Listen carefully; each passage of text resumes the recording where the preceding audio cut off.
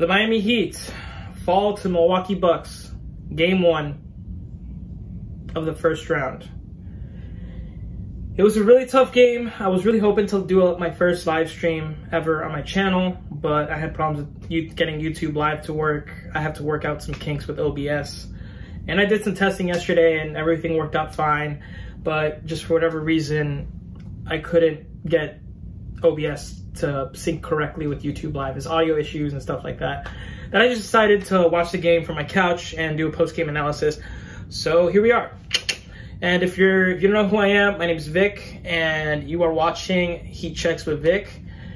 And I'm just gonna give my post-game analysis on this game. If I can give like a 2-sentence summary of the game, it'd be, Bam, where the hell were you? And oh my God, Middleton's so freaking scary.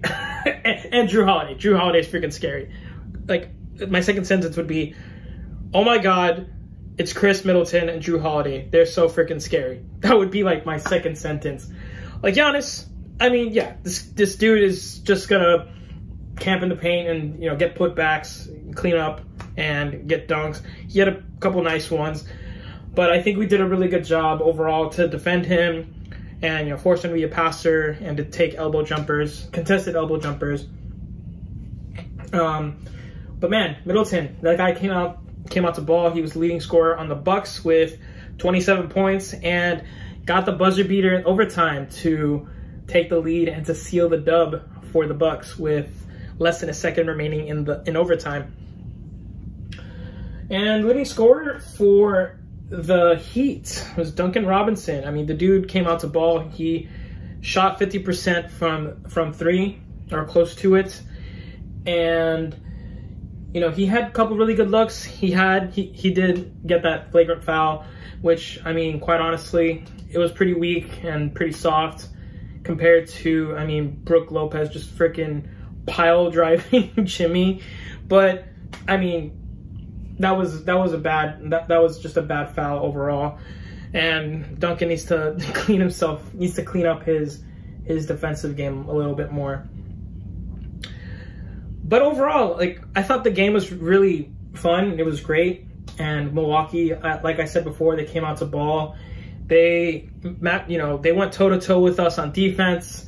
They really clogged up the paint and forced Jimmy to take, you know, sometimes, I mean, Jimmy took a couple threes. Some of them went, some of them didn't. I felt like we forced the three a little bit too much, you know, and we'd have the 1-point lead, and we just, for whatever reason, we just chuck a three to try to make it a 4-point lead. Or if the Milwaukee had a 1-point lead, we would just chuck a three to take the lead by 2. Just our shot select, like Jimmy's shot selection today was very, very questionable, I would say. And Jimmy, on a lot of possessions, he would just be like really lost, as if like he was on his own island and he just couldn't get the ball to anyone. And he just would get locked up. Dragic, sometimes he would Drew would just get up all over him, and, you know, if Dragic was just forced to pass the ball over. But Dragic actually showed up today. He, you know, I mean, he had the clutch 3 to tie the game late in the game, and then Jimmy with the layup at the end of the 4th, the buzzer beater layup to seal, or not seal the game, but to tie the game, to seal the tie. Overall, I think the defense was superb. I think we need to dial up on the offense a little more. Bam needs to show up. He needs to stop being so passive. As I mentioned before, my last video, player to watch in this series be Bam Adebayo. He needs to stop being so freaking passive. It really aggravates me to see him just let Brook Lopez walk all over him, and to just take these really, like, to like second, you know, take a second instead of like just not thinking of, like, I don't know how to explain it, but like he would force these middies and just he would keep chucking them, but he would just not, you know, drive to the paint. And like, he's faster than Brook Lopez, bro. Like, just run around him and go for it. And he fumbled a lot of passes from Jimmy to force turnovers on our end. The Bucks, I mean, they shot pretty poorly from three. They shot 16.1%. They were, like, I think that was one of the main factors why we were still in this game, as well as the Bucks' poor free throw shooting. Like, I think one of the things that we should definitely focus on is just how not that good of a free throw shooter Giannis is. I think that's something that we should definitely focus on when we play defense, is force Giannis to be a free throw shooter.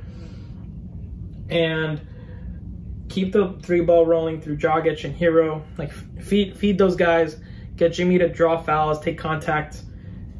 He needs to fix his jumper. We need that 2020 playoff Jimmy with the automatic jumpers. Bam needs to step up. And I don't know. I think, honestly, this game was, like, we could have stole this one, but I think come Monday, we could get the dub if we just clean up a lot of that, and if Jimmy and Bam show a bit of their all-star selves. But anyways, final stats for this game were Heat with 36.4 field goal percentage, Bucks with 43.8, Heat with 40 3-point percentage, and the Bucks with 16.1 free throws. I mean, there's free throws galore for the Bucks. They had 32 attempts, only converted 20 of them. 62.5 free throw percentage.